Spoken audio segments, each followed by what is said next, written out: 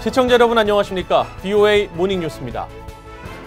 미국 국무부가 북한의 거듭 대화 재개를 촉구하는 한편 중국에 대해서는 유엔 제재 이행 의무를 상기시켰습니다. 도널드 트럼프 대통령은 북한이 엄청난 잠재력이 있다며 정권 교체를 추구하지 않는다고 거듭 밝혔습니다. 박형주 기자가 보도합니다. 미 국무부는 북한의 연이은 미국 비판 발언을 일축하며 북한의 대화의 장으로 나올 것을 거듭 촉구했습니다. 국무부 대변인실 관계자는 4일 북한이 미국 비판 강도를 높이면서 미사일 발사를 자위적 무장 현대화 조치로 주장한 데 대한 VOA의 논평 요청에 우리는 북한이 도발을 자제하고 미국과의 협상 재개를 거듭 촉구한다고 답했습니다. 또 이미 밝힌 것처럼 북한 측으로부터 답을 듣는 대로 미국은 협상에 관여할 준비가 돼 있다는 점도 재확인했습니다. 앞서 국무부는 지난달 31일 미국과의 대화에 대한 기대가 점점 사라지고 있다는 최선희 북한 외무성 제1부상의 담화에 대해서도 같은 입장을 밝힌 바 있습니다. 국무부 관계자는 왕이 중국 외교부장이 최근 평양을 방문해 북중 우호 관계를 과시한 것에 대해선 모든 유엔 회원국들이 유엔 안보리 결의들을 이행할 의무가 있다는 원칙을 상기시켰습니다. 또 중국이 그렇게 할 것으로 기대한다며 미국은 동맹국가 파트너들 그리고 중국을 포함한 유엔 안보리의 다른 상임이사국들과 계속 긴밀히 조율할 것이라고 설명했습니다. 트럼프 대통령은 이날 북한에 대해 정권 교체를 바라지 않으며 엄청난 잠재력이 있는 나라라고 거듭 밝혔습니다.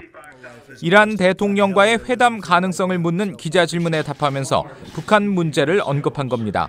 Iran can be a great country and North Korea can be a great country. They can be great. We're not looking for regime change. We've learned that lesson a long time ago. 트럼프 대통령은 또 지금 많은 대화가 오가고 있으며 아주 중요한 합의에 이르게 될 것으로 본다면서 무슨 일이 일어날지 지켜보자고 덧붙였습니다. VOA 뉴스 박형주입니다. 아베 신조 일본 총리와 블라디미르 푸틴 러시아 대통령이 북한 비핵화를 위한 협력을 지속하기로 합의했습니다. 두 정상은 5일 동방경제포럼이 열리는 러시아 블라디보스토크에서 회담을 하고 일러 평화조약 체결 문제와 북한 문제 등을 논의한 뒤 이같이 합의했다고 일본 NHK 방송이 보도했습니다. 푸틴 대통령은 이날 미국이 일본이나 한국 등에 중거리 미사일을 배치할 것이라며 이는 유감이고 우려스러운 일이라고 밝혔습니다.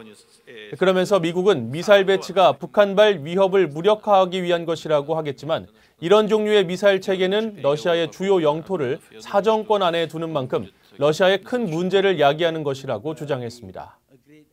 서울 안보대화에 참석한 전 6자 회담 미국 측 인사는 미북 협상이 북한의 완전하고 검증 가능한 비핵화에 초점을 맞춰야 한다고 말했습니다.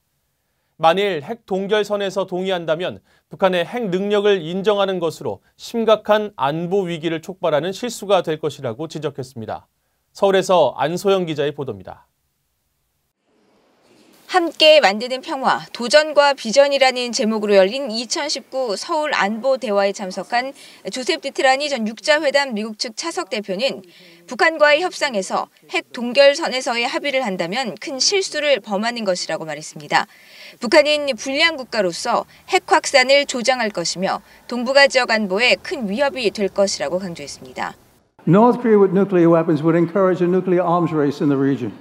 It could also lead to proliferation issues to rogue states. 이어 북한이 핵을 보유한 채 안전을 보장받고 미국과 관계를 맺으며 제재를 해제할 수 있다고 믿는 북한 내 고위 관리들이 있는 것 같다고 지적했습니다. 그러면서 북한의 이런 태도를 받아들인다면 핵 확산 방제 노력을 기울여온 국제사회에 심각한 안보 문제를 안기는 것이라고 강조했습니다. 하지만 북한이 검증 가능한 방법으로 핵을 포기한다면 원하는 것을 누리게 될 것이라고 말했습니다. Security assurances, economic development assistance, normal relations, and the lifting of sanctions is available to North Korea, again, with complete verifiable denuclearization. 정경두 한국 국방부 장관은 최근 북한의 잇단 미사일 발사에 대해 언급하며 여전히 많은 난관이 놓여 있다면서도 북한과의 신뢰 회복을 강조했습니다. 그럼에도 불구하고 우리는 인내심을 갖고 신중하게 상호 신뢰관계를 쌓기 위한 노력을 멈추지 않고 계속해 나갈 것입니다. 2012년 출범한 이번 서울 안보대화에는 5개국 국제기구를 포함해 61개국 국방부 차관급 인사들과 국방부 당국자들이 참석했습니다. 서울에서 BOA 뉴스 안소영입니다. 중국은 대북 제재 이행에 일관적이지 않고 미북 협상과 관련해 여전히 비핵화와 평화협정 체제 논의의 병행을 원하고 있다고 미 의회 조사국이 밝혔습니다. 미 의회 조사국은 지난 3일 갱신한 미중 관계 보고서를 통해 미중 관계 주요 사안으로 경제, 안보, 인권, 그리고 타이완 문제를 꼽으며 이같이 밝혔습니다. 보고서는 특히 미중 협력에서 북한 핵과 미사일 프로그램 억제를 위한 대북 압박 유지는 여전히 중요한 부분이라면서 미국과 중국이 북한의 비핵화라는 목표에는 전념하고 있지만 목표를 향한 최선의 경로를 놓고 때로는 이견이 있다고 밝혔습니다. 이어 중국은 지난 2006년과 2017년 사이 북한에 엄격한 제재를 부과하는 유엔 안보리 결의안들의 찬성표를 던졌지만 종종 이 결의들을 약화시키려 했다면서 미국의 북한 정제유 수입 중단 추진에 대한 중국과 러시아의 저지를 포함시켰습니다. 북한이 정치범 수용소를 계속 운영하고 있다고 유엔 북한인권특별보고관이 밝혔습니다. 또 북한 정부의 정치범 수용소에 관한 구체적인 정보를 제공하고 독립적인 국제감시단의 방북을 허용할 것을 촉구했습니다. 이현철 기자가 보도합니다. 토마스 오헤아 퀸타나 특별보고관은 이달 말 뉴욕에서 개막하는 제74차 유엔 총회에 제출한 북한 인권 상황 보고서에서 북한에서 여전히 정치범 수용소인 관리소가 비밀리에 운영되고 있고 수많은 정치범들이 최악의 여건 아래 수감돼 있다고 밝혔습니다. 그러면서 시민사회단체들이 계속 북한의 관리소에 대해 우려하고 있고 최근 북한을 탈출한 탈북민들로부터 북한에 있을 때 관리소로 보내질 수도 있다는 뿌리 깊은 공포를 갖고 있었다는 얘기를 들었다고 전했습니다.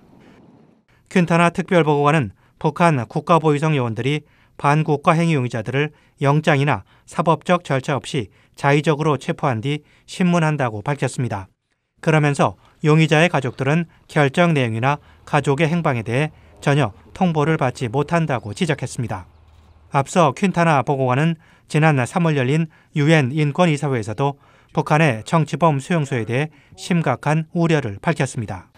Reports about people being sent to political prison camps without any legal or procedural guarantees persist.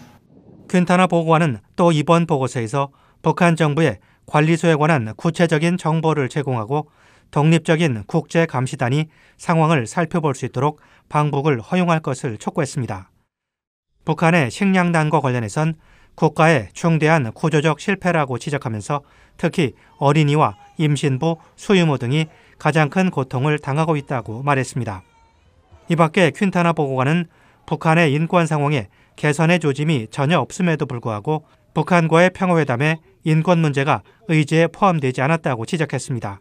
그러면서 이번 보고서에서 지적된 북한의 인권 문제들이 향후 평화협상에 포함되기를 바란다고 말했습니다. 퀸타나 보고관은 오는 10월 인권 문제를 다루는 유엔 총회 제3위원회에 출석해 이번 보고서에 대해 자세히 설명할 예정입니다. BOA 뉴스 이현철입니다. 북한이 시리아로 운송하려던 화학공장 내장재가 그리스 정부에 의해 차단됐다고 국제기구인 자금세탁방지기구가 밝혔습니다.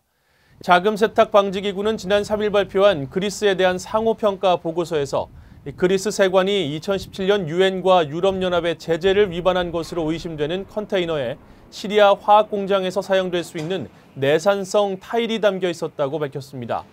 특히 이 화물의 발송인은 유엔 안보리의 제재 대상인 조선광업개발회사와 협력한 것으로 드러났으며 수취인 역시 미국과 유럽의 제재 대상인 시리아 과학연구개발센터로 알려졌다고 지적했습니다. 앞서 유엔 대북제재위원회 전문가 패널은 지난해 3월 공개한 연례 보고서에서 조선광업개발회사가 2017년 시리아 과학연구개발센터가 만든 유령회사로 내산성 타일을 운송하려 했다고 지적했는데 이번 그리스 사례가 같은 것인지는 아직 확인되지 않았습니다. 미국 국가안보국 NSA 산하에 북한 등의 사이버 공격에 초점을 맞춘 전담부서가 신설돼 다음 달 1일 출범합니다. 앤 뉴버거 신임 사이버 보안부장은 4일 워싱턴에서 열린 빌링턴 사이버안보 제10차 연례회의에 참석해 사이버 보안부 출범을 알리고 신설부서가 북한, 러시아, 중국, 이란 등 지정학적 적국들의 사이버 위협 제거에 모든 역량을 집중할 것이라고 밝혔습니다. 류버거 신임부장은 특히 북한이 정권의 자금줄 확보를 위해 가상화폐 탈취 분야의 창조적인 역량을 발휘하고 있다고 지적하고 이를 막기 위한 암호화 기술 개발에 전력을 다하고 있다고 말했습니다. 이상으로 VOA 모닝뉴스를 마칩니다. 시청해주신 여러분 고맙습니다.